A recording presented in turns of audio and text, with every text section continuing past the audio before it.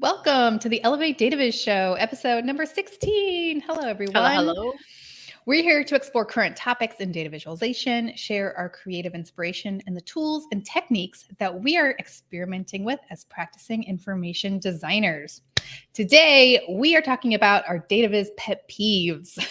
It sounds so dramatic, but we're going to share like best practices or processes or even like ways of thinking that's always bothered us in our field.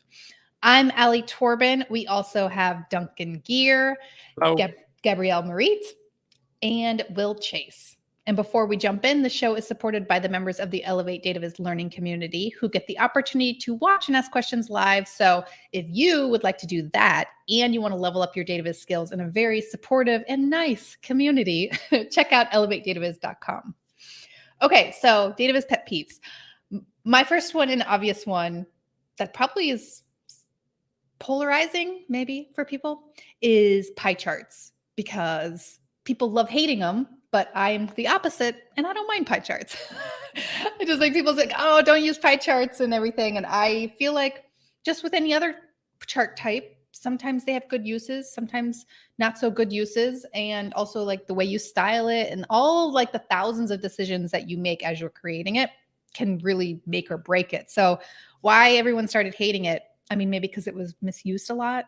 I don't know. Yeah, I think because people saw like pie charts that had 20 different wedges of similar colors and labeling nightmares and things like that. But why didn't people just think, well, just fix the things that are wrong with it? And then like, you know, why did people want to throw out the pie, trash the pie? Who said we couldn't use pie chart? Who do we have to blame? I know, well, it is kind of interesting. I mean, actually, a lot of the I think a lot of it was like it came from this research study that was done on like what is the most accurate way to measure data, and it's, you know, like the length versus color versus area, and like how well do people perceive it. And I think that study showed angle was like one of the worst. Yeah, and so they're really like, low. okay, it's bad.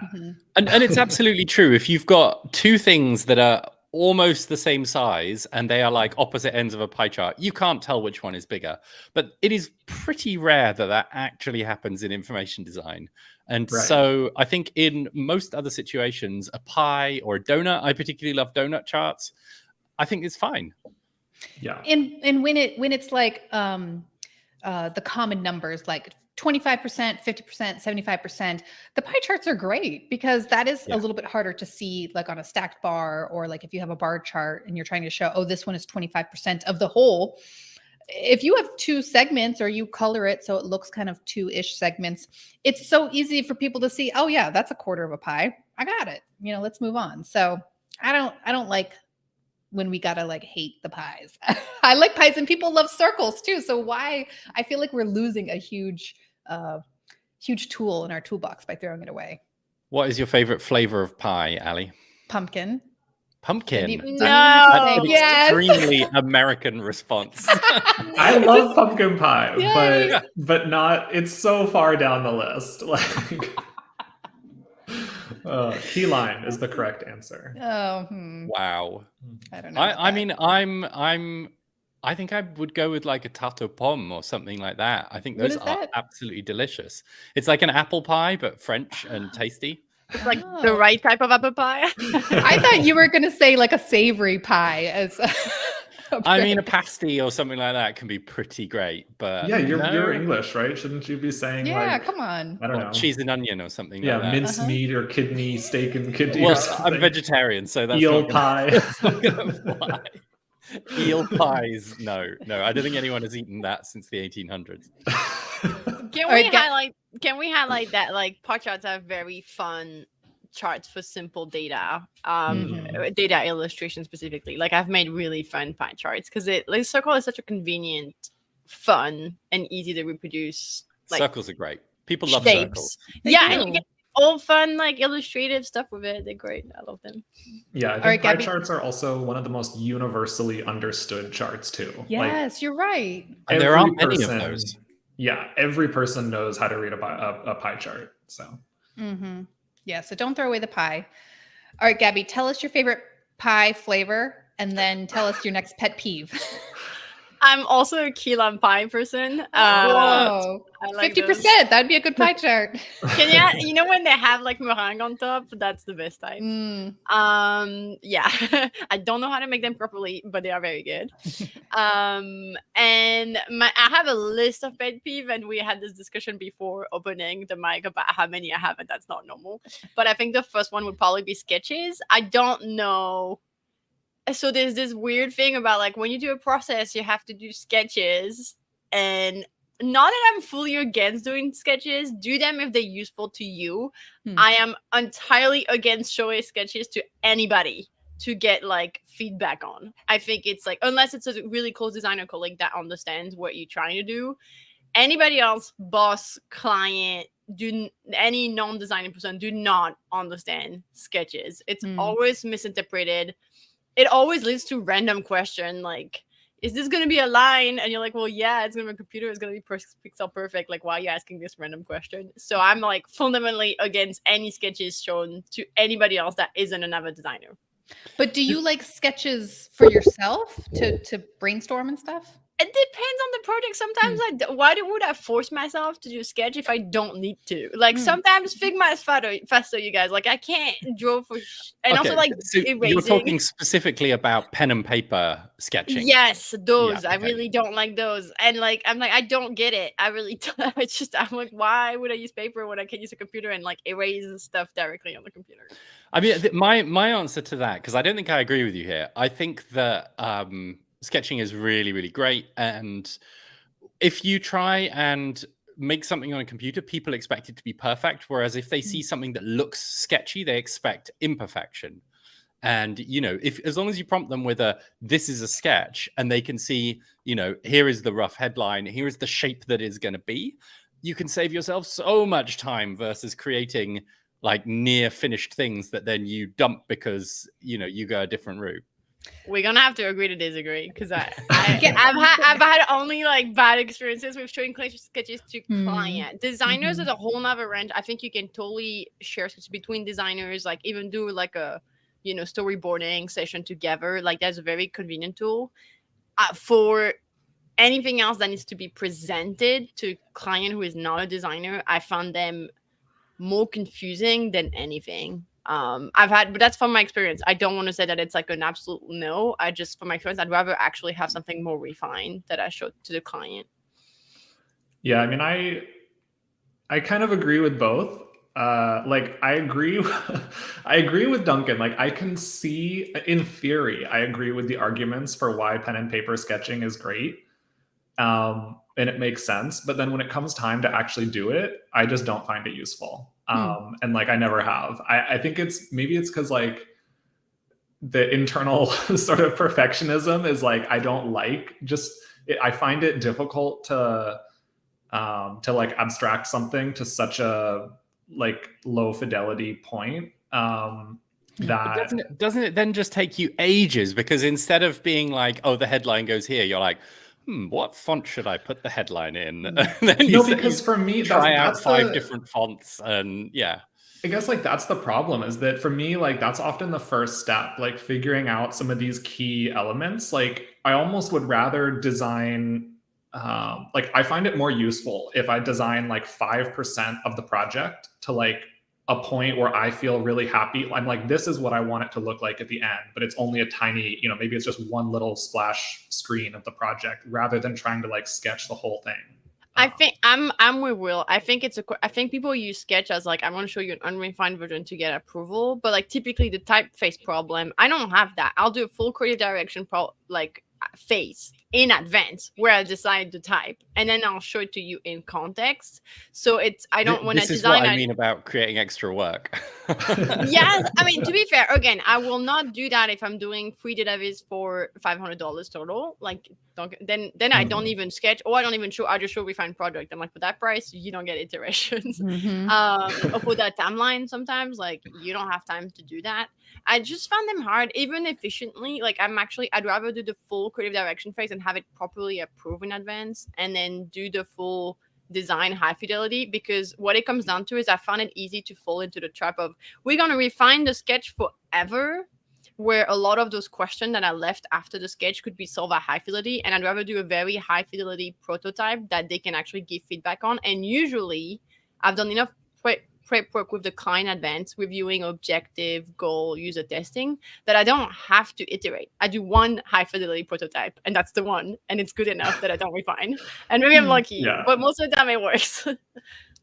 No, that's how I feel as well, because my other issue with sketching is that I feel like, again, which this is not like advice, because I think theoretically this is probably not how things should be or how you should work. But for me personally, I usually have a very clear idea of like what I feel is the best solution. And so I actually don't like doing a lot of iterations. And I feel that sketching encourages lots of iterations. Like sketching encourages, you know, many different directions and exploration and, you know, several different options. And the way that I prefer to work is doing more of that work up front and like answering a few of the questions and then being like, okay, based on your goals, this is the proper solution. And we're just going to do one direction. We're not going to go in all these different ways and confuse you with different options.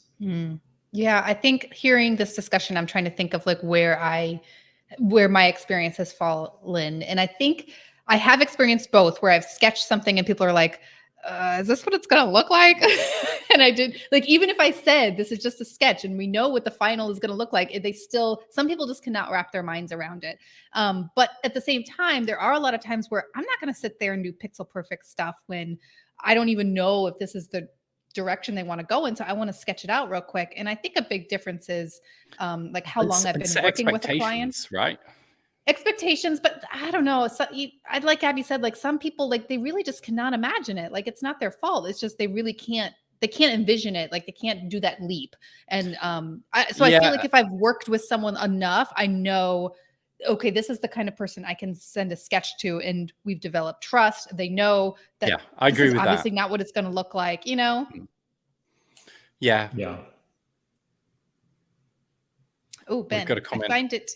I find it depends on how much the client is used to looking at sketches as part of design process. Yeah, they're just might not be used to it. Most of the time it's a no. Yeah, like sometimes you get clients who are basically designers and then it's no problem at all. Whereas if they don't work in design at all, you absolutely have to do a bit more work prepping them for, you know, this is going to be a pen and paper sketch. It is, you know, about like figuring out what the broad overview of this thing is going to look like. You know, we're going to have a look at a few different things. I will tell you which one my favorite is and why. And then it's just about kind of like documenting process for me more than anything else, I think. Yeah, I guess one area it is definitely useful, I think, is in just helping, like when you're collaborating with other designers, helping explain your concept more clearly than just words. Because like at Axios, that's what our illustrators do when they come up with an illustration. You know, they get a pitch.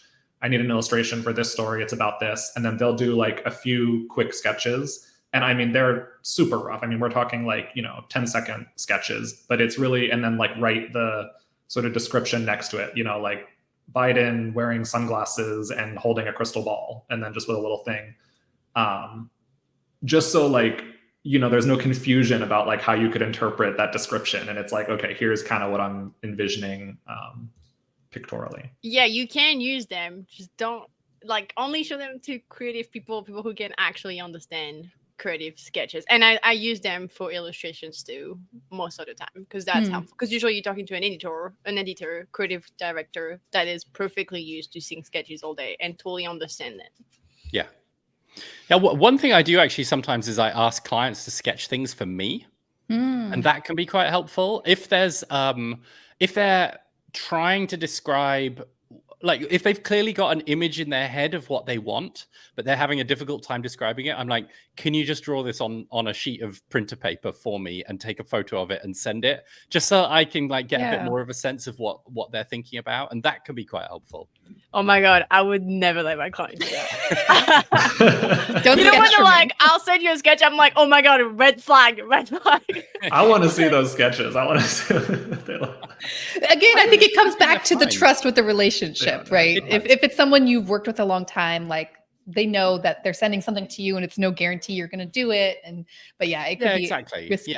Yeah. And when I ask for that, it's just to understand more than anything else, to like get a better idea of like what they're looking for. And that can be really, really valuable and make the difference between something that they're going to be super happy with and something that they might not be.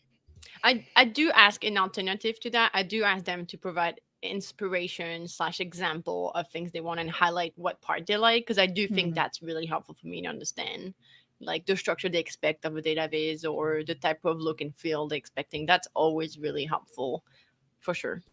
Mm-hmm. All right, that was a good pet peeve. So if you don't feel like sketching works in your process, you are not alone. It happens. Don't feel like you have to sketch just because someone told you to sketch. All right, Duncan, what is your pet peeve?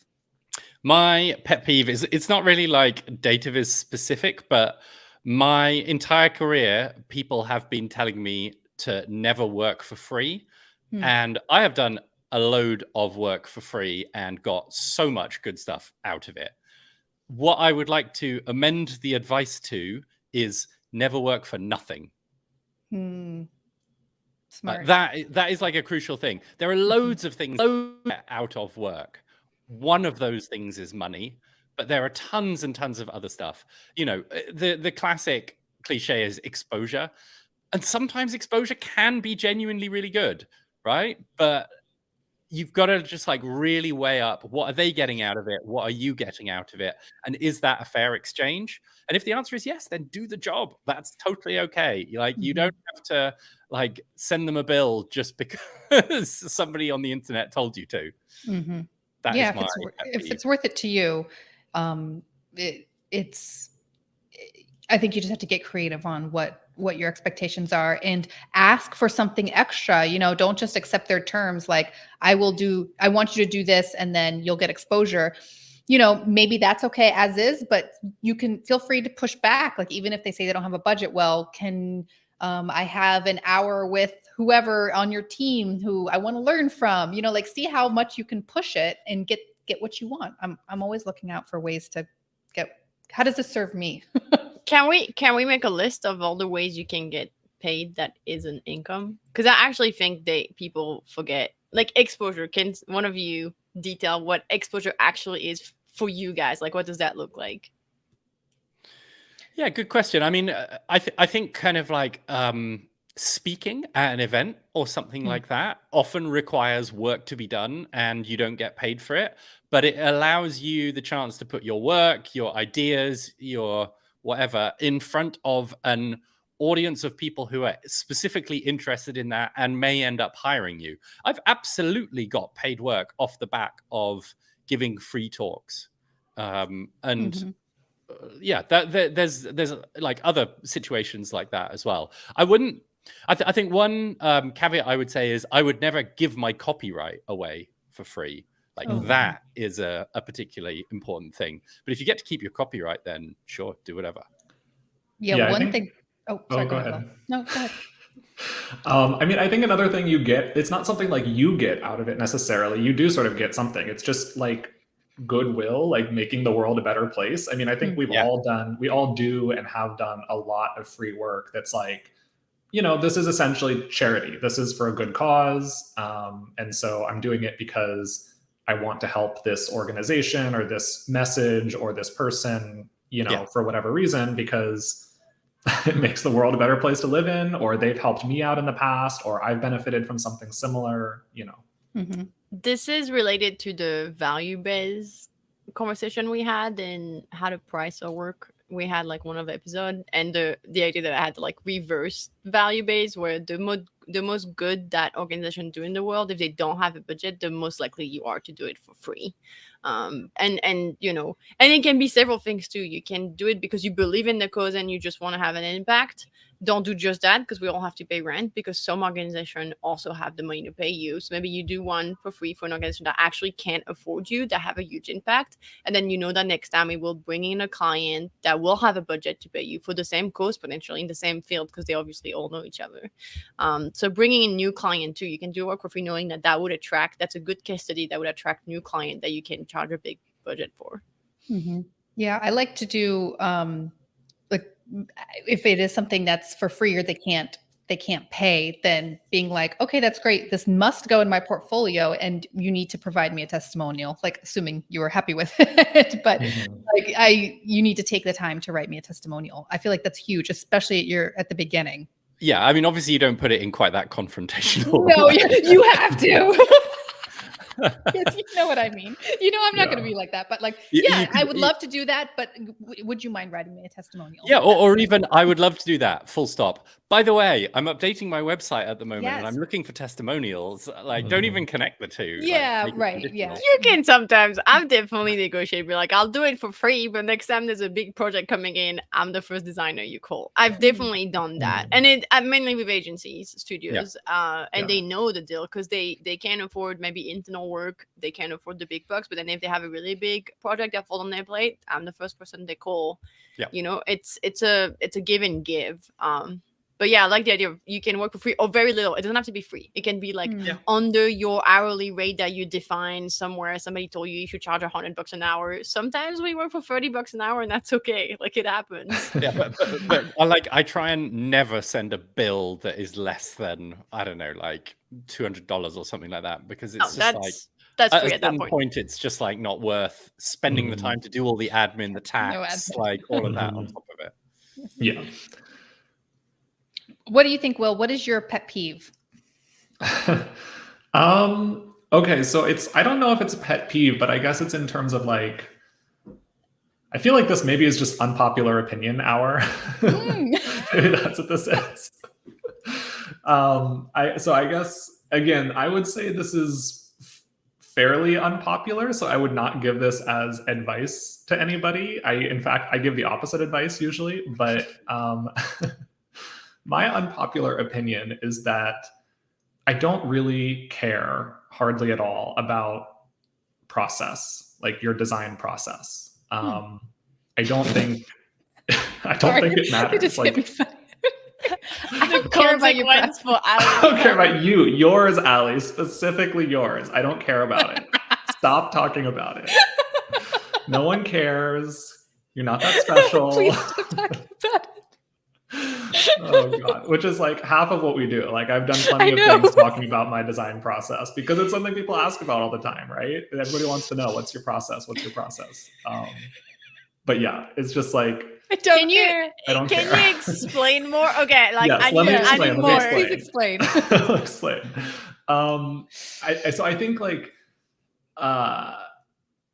there's many ways to learn design, right? Like, one of them is essentially having an eye for it, and the other one is like, going by the books, learning what so-called best practices, and then applying those. And I feel like people that really care about process are people that have gone through that, feel like that more formal way of learning is like the proper way to do it.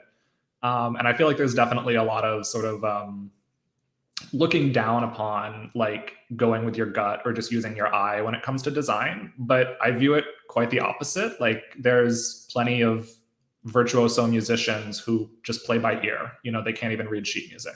So what you disagree with is the idea of having a process, not the idea of sharing a process, because it sounded like you didn't like it when people were sharing. Best practices, because it's not the same thing.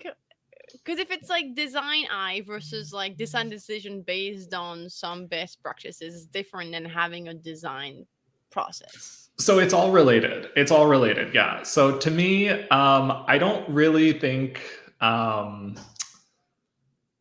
think there's a lot too much importance put on best practices. I mean, I think my opinion is basically that like nothing we do in design is actually based on data or, experimentation. I'm gonna have to like slap you a little bit after this call. No, it's not. Not by my standards. Like, straight up to violence. You can come up with like these sort of post hoc justifications. You can point to lots of like, studies and literature. In my opinion, very few of them meet like the standards that I would have for actual like scientific research. And some things are conflicting too. Yeah, but I was going to say, does that mean they're completely worthless if they don't meet scientific research standards? No, exactly not. Like, I don't think things need to be, need to have like a full-on study or justification behind them. But I feel that essentially my what I'm trying to get across is that I think a lot of best practices are communicated in a pretty dogmatic way. Like, this is correct, this is not correct. Kind of like the pie chart thing we were just talking about, where Yeah, it's like, oh, because like of this this whole call. this Right, like the pie angle chart thing. research, therefore we must not use it. It's like, well, is that Right. helpful? In the end, it's really comes down to basically like, this was someone's opinion years ago that has sort of morphed over the years into a best practice. And often there's a lot of variation around that. Like, that is not commonly true. But isn't it just a case of learn the rules before you break them?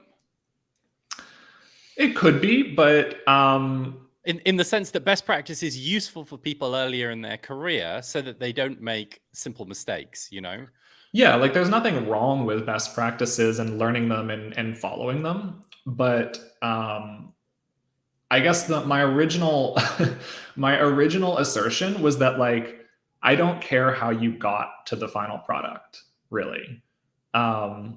Like, if you have arrived, either it's good or it's not. Yeah, if you have arrived at a good product, but you're like, you're like, oh yeah, I don't know why I chose this corner to be rounded instead of straight. I just thought it looked better, or I just did it. That to me is like as perfectly valid a justification as like, well, the feeling we were going for in this project was like a harsh, sort of like angular design. And so therefore, like, I made this and this, and, for consistency across the project, I did this and that. Like, to me, those are both equally valid justifications. It's not to say one is better than the other. Like, if you are a very like process, best practices, like following this and rules and studies kind of person, and you arrive at a great product, then that's great. But if your reason is also just because that's what I thought was correct, and it shows consistently in a body of work, I know which one of those I would rather say to a client. Yes, me too. I think it works when you do your personal stuff. I think it's way harder. I also think I actually have a lot of issues with the whole like. So, okay, let me be clear. Best practices. I think best practices, the problem is people create dogma and are like, no pie chart ever, which is not what the paper says, by the way. It's just like, to be accurate in a very accurate environment, when accuracy matters more than anything else, you should use a donut, or if that's the goal. So I think it's actually flexible. And I think people tend to make really harsh rule, like ink ratio rules, instead of being like, in this context where it's a print or digital, this is the decision because of this and this. I have actually a big thing against people who freestyle because they like something. And I would actually argue that to me, it's great for personal project, but also I want to say that the eye is good and the result is good because they actually have been inspired, and their work is a collection of all the work that they've seen that respects best practices. This is the point that I wanted to make. It's not like you like round corners because you like round corners. You like round corners because you've seen round corners being used well in the past. Like, that is the process behind it. It doesn't just sort of like float into your brain out of nowhere. Yeah, I mean, obviously, like, it comes from, this collective, like you're saying, study, but I'm glad this was an unpopular opinion, because I think it's really boring if you have an unpopular opinion that is actually really popular. I think I kind of understand what you're saying, Will, in that, well, from what I'm getting from you is that, you don't have to, everyone doesn't have to feel like they have the exact same process in how they develop something. And like, if I used 6 different tools to get a particular result, I shouldn't feel ashamed like that, even though someone else uses one tool because they're so adept. Like, my process, just because the way I do it doesn't mean it's right. And I think that's kind of what we've been talking about, like the dogma thing. We are rejecting that.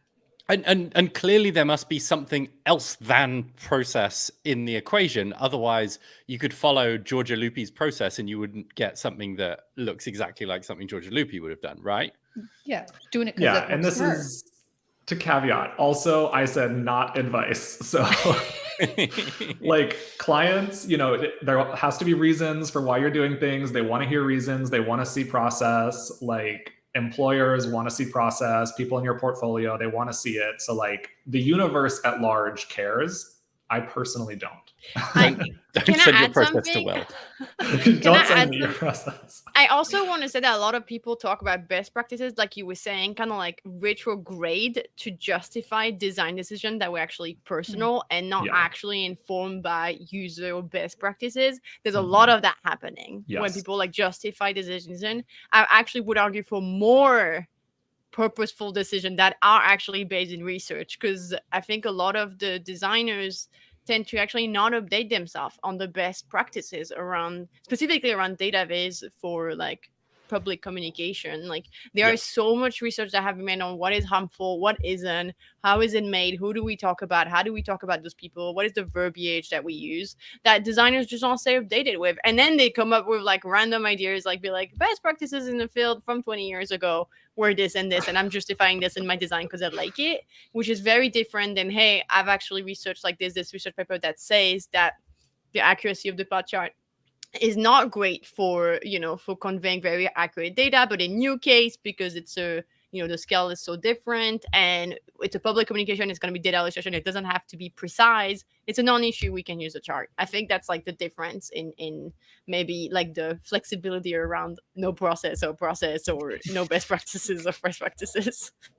Well, I think we have the topic for our next show all set up for us. Yeah, what is your process? That's the, And we don't want to hear it. So. Will's not joining. yeah, I'll be absent for that show. I think I We'll have be a like, I prior like engagement. this. I like this. This is great. Yeah, I like this. All right, everybody. Well, thank you for joining us today. And if you have any follow-up questions, please join our Elevate Dataviz learning community at elevatedataviz.com. And we will see you next time on the Elevate Dataviz show. Bye. Bye, everyone. Bye. Bye.